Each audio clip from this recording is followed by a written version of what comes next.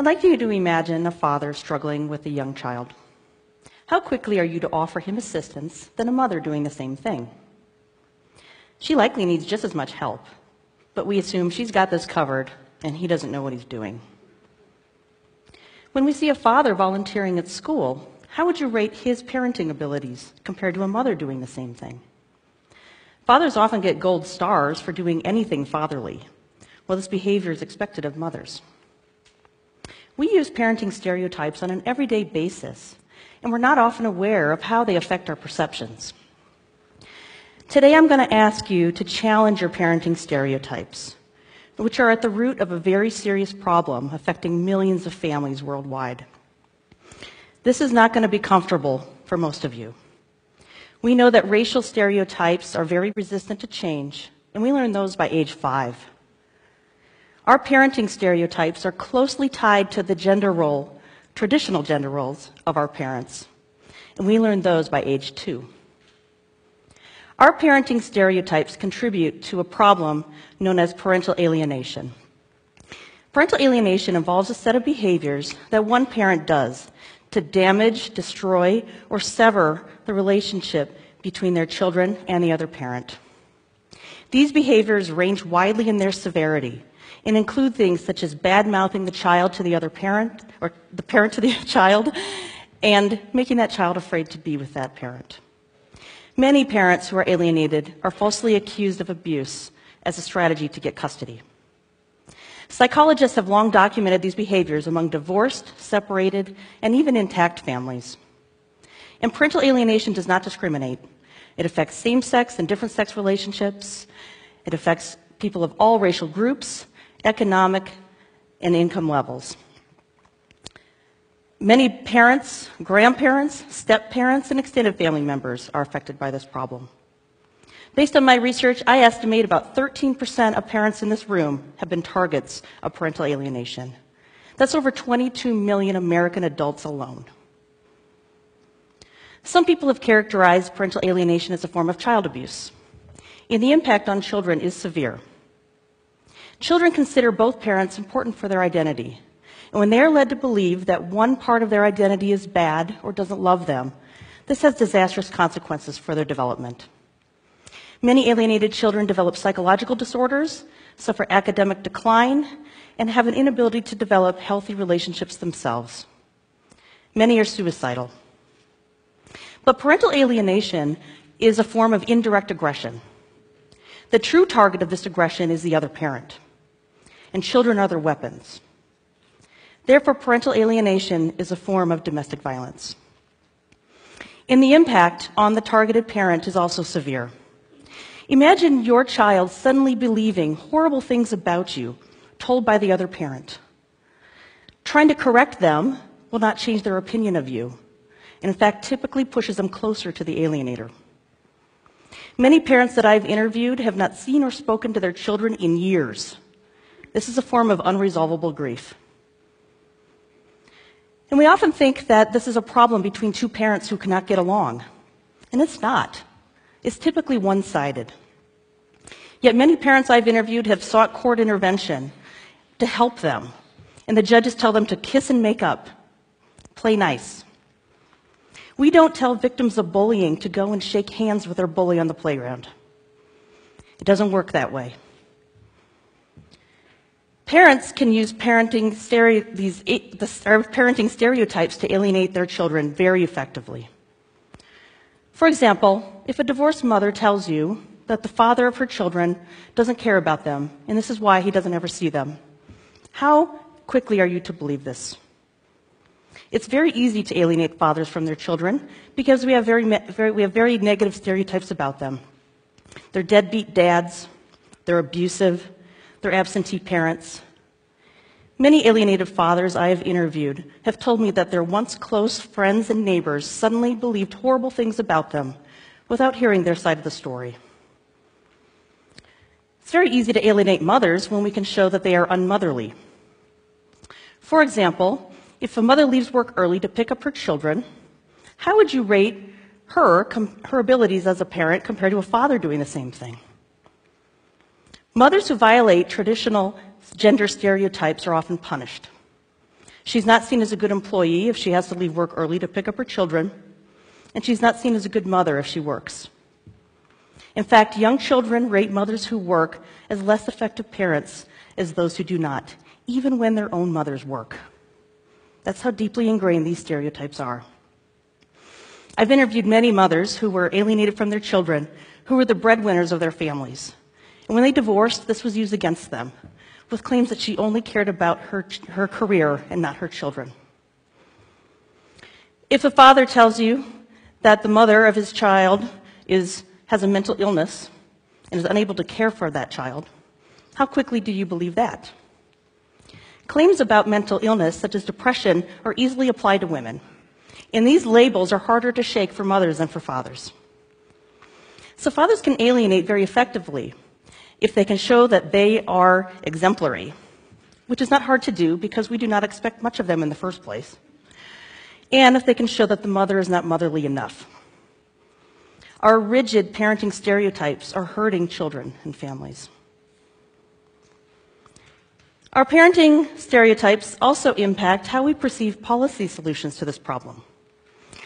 As an example, we can look to equal parenting initiatives, which have been proposed as a way to address parental alienation by distributing custody 50-50 time with both parents. These initiatives have proposed or imply that both parents are important to a child. Anthropologists and psychologists have long documented that mothers and fathers are important for a child's development. We know also that outcomes for children, such as mental, emotional, and educational outcomes, are better when parenting is shared after divorce. Only when a parent is proven to be abusive or inadequate in some substantial way would a 50-50 distribution not be applied. Yet, nearly all equal parenting initiatives across over a dozen U.S. states and in Canada have been defeated. Why? One explanation or one argument against these initiatives is that this would allow fathers who are abusive to further abuse their children and the mothers. Having personal experience with domestic violence, I initially agreed with this argument at face value. But then I started to think twice about it. There are fathers who are abusive and alienate their children, but there are many fathers who are not and do not alienate their children. My initial agreement with that argument reflected an underlying prejudice that I had, that men and fathers are aggressive. And to deny equal rights to children for all fathers because some are abusive is discrimination. I had to rise above my prejudices to see this problem more objectively. And I asked myself, what percentage of mothers who are abusive also alienate their children? I had to learn a lot about human aggression when I was researching my new book. And what I learned challenged many of the beliefs that I have about humans and aggression. I also learned that many mothers and fathers who are targets of alienation were also victims of domestic violence. We do have valid and reliable methods of assessment for abuse to protect children and family members who are victims of domestic violence. We rarely use them, but we could use them and demand that our institutions require certification and training of custody evaluators to use them, while still protecting the rights of parents to their children and not have discriminatory practices. Some have argued that equal parenting initiatives are just a father's rights issue, but I disagree. It's a social justice issue. When my sons grow up someday, and if they choose to have children, they won't have the same rights to their children as a mother does, unless we do something. So how can we change our parenting stereotypes to fix this problem? Let's say we do nothing, and you meet Casey and Addison, who were married for 5 years and had a child, Dakota. After filing for divorce, Casey tells everyone that Addison abused Dakota and had a mental illness, with offered no proof for these accusations. Casey is awarded custody of Dakota, and Dakota sees Addison every other weekend. Casey consistently tells Dakota that Addison is a bad and dangerous parent. Dakota, when expressing feelings of longing and sadness for not seeing Addison, Casey responds to this with just sadness and disappointment and feeling upset. Friends, neighbors, teachers all believe Casey's accusations that Addison is a bad parent because they confirm their parental expectations. Dakota sees these adults' avoidance of Addison as proof that Addison is a bad parent and starts to experience extreme anxiety. Meanwhile, Addison tries to make the most of parenting time with Dakota, but starts to feel more and more disconnected.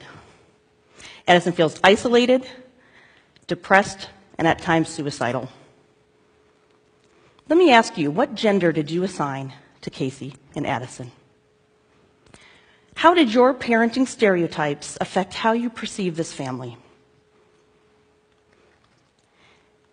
Now, let's say you change your parenting stereotypes, and we change our policies and laws to address this problem more effectively. Casey files for divorce and still tells everyone that Addison is an abused Dakota and it has a mental illness. A thorough custody evaluation is done with valid assessments of abuse. The custody evaluator determines that the allegations made about Addison were false and a strategy to get custody. Casey's awarded a fine and ordered to attend parenting classes.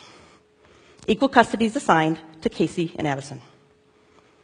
Casey still tells Dakota that Addison is a bad and dangerous parent. However, when Dakota's with Addison, there's evidence that this is not true.